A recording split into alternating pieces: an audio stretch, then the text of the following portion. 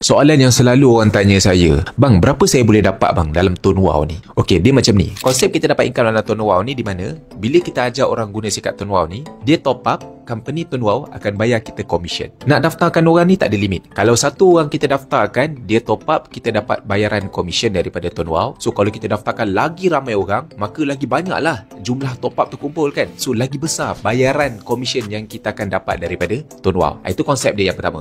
Yang kedua, berapa banyak bayaran commission kita? Bergantung kepada SIM card yang kita pakai. Dalam tone wow kita ada 3 SIM card. SIM card Lite, SIM card Pro dan SIM card Biz. SIM card Lite, bayaran commission kita akan dapat adalah sebanyak 5%. Bayaran SIM card Pro adalah sebanyak 6%. Bayaran bila kita guna SIM card Biz pula, kita dapat sebanyak 10%. Okey, saya ambil contoh kita pakai SIM card Biz. Katakanlah kita daftarkan satu orang guna SIM card tone wow dan dia top up RM50. Maka kita dapat bayaran commission daripada tone wow sebanyak 10%.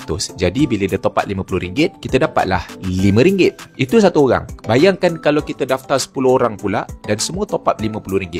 Maka dekat situ kita dah dapat commission sebanyak RM50. Kalau kita daftarkan 100 orang, kita dapat RM500. Yang ketiga pula kita kena tahu, tone wow dia bukan bayar commission pada kita hanya setakat sales yang kita buat saja. Tapi grup kita punya sales pun, company tone wow tetap akan bayar commission juga. Setiap SIM card ni dia ada grup sales bayaran commission. SIM card Lite, yang ni bayaran dia. SIM card Pro, yang ni bayaran dia. Dan SIM card Biz, yang inilah bayaran dia. Jadi bila ada group sales tier 1, 2 dan 3 macam ni, ada satu teknik yang baru, kita panggil duplikasi. Saya bagi contoh, bila kita daftar 5 orang dan 5 orang ni dia buat benda yang sama juga, dia pun daftarkan 5 orang. Dekat lapisan kedua kita tu dia dah jadi 25 orang. 25 orang yang sama ni dia pun ikut kita daftar 5 juga. So dekat lapisan yang ketiga dah jadi 125 orang. Katakanlah semua top up RM50, maka bayaran commission yang kita akan dapat daripada tone wow adalah sebanyak RM875. Ini kalau kita pakai SIM card Biz. Teknik yang sama duplikasi, tapi cuba kalau kita buat duplikasi 10 pula. 10 orang buat benda yang sama daftar 10, dah jadi 100 orang dekat lapisan yang kedua. 100 orang daftar 10, akan jadi 1000 orang dekat lapisan yang ketiga. Kita pakai SIM card Biz dan semua orang dalam grup kita tu top up RM50 saja. Maka dekat sini,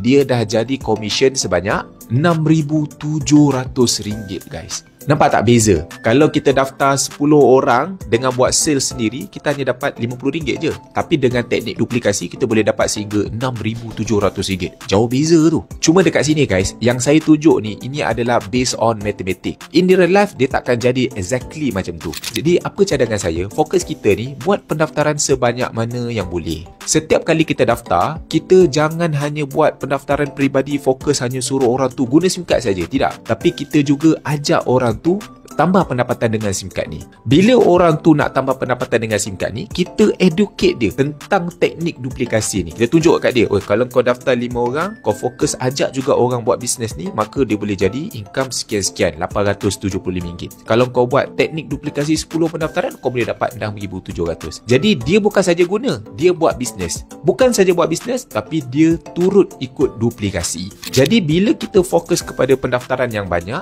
kita juga educate dia orang untuk duplikasi, maka commission tu satu masa dia akan jadi banyak juga. Dalam tone wow ni, bukan saja income banyak, tapi income tu dia berulang guys. Sebab orang tak akan top up sekali, orang akan top up tiap-tiap bulan. Jadi tiap-tiap bulan company tone wow akan bayar kita commission. Jadi nampak dah macam mana tone wow bayar kita income.